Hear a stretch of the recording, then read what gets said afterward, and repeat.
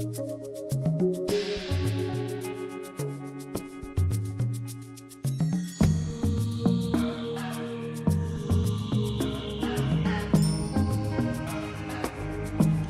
alaykum aziz ko'rarmanlar.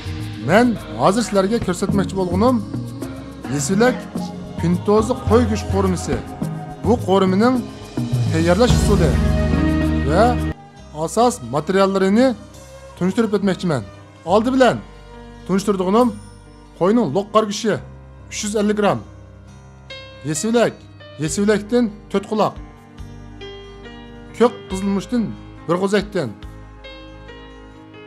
Yumshatilgan pintoza 200 gram. Bir dona tuxum. Qo'l piyoz 1 töp. Ya'ni 6 chish samsoq.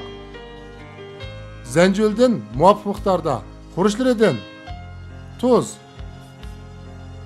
oqmosh, tetikqo, tuxu tamjahri, yo'l kraxmal,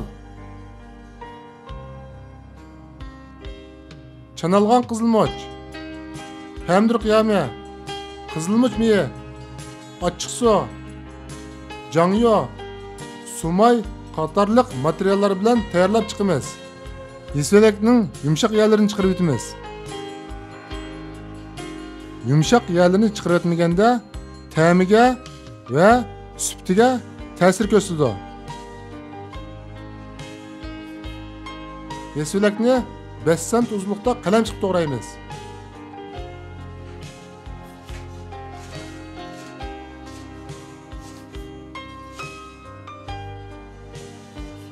Yesilakni to'g'rab bo'ldik.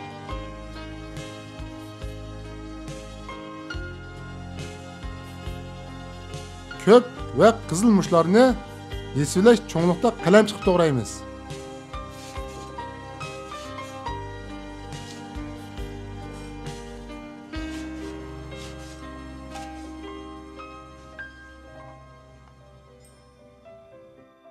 Biz endi go'shtni to'g'rab olaylik. Go'shtni nepiz ham ushoq yaproqchiq to'g'raymiz.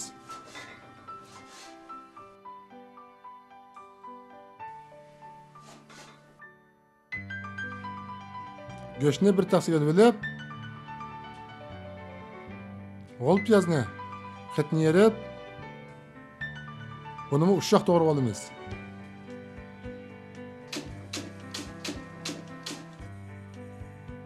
Zanjilni nepiz ushoq to'g'rab olamiz.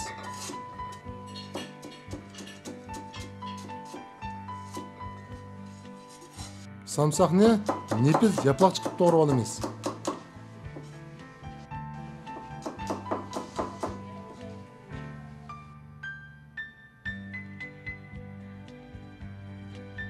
Oldi bilan go'shtga tam kirgizib olaylik. Go'shtga tuxumning eqidan biroz qo'shib, go'shtga yarim balqish tuz, oqmosh, tetikqo muvofiq miqdorda qo'shib, jangyodan oz miqdorda qo'yamiz. Go'shtga jangyo qo'yishdan maqsad tam kirgizishdan sirt qizartish. Ondan yo'l kraxmaldan biroz qo'shamiz.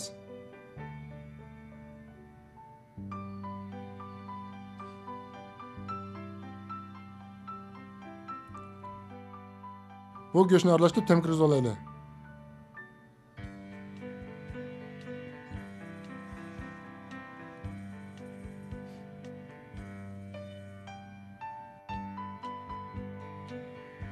O'choq o't yoqib, qozon qizg'andan keyin may qo'yamiz.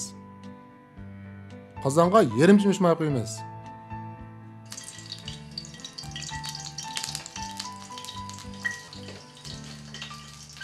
May tushgandan keyin go'shtni oldi bilan silib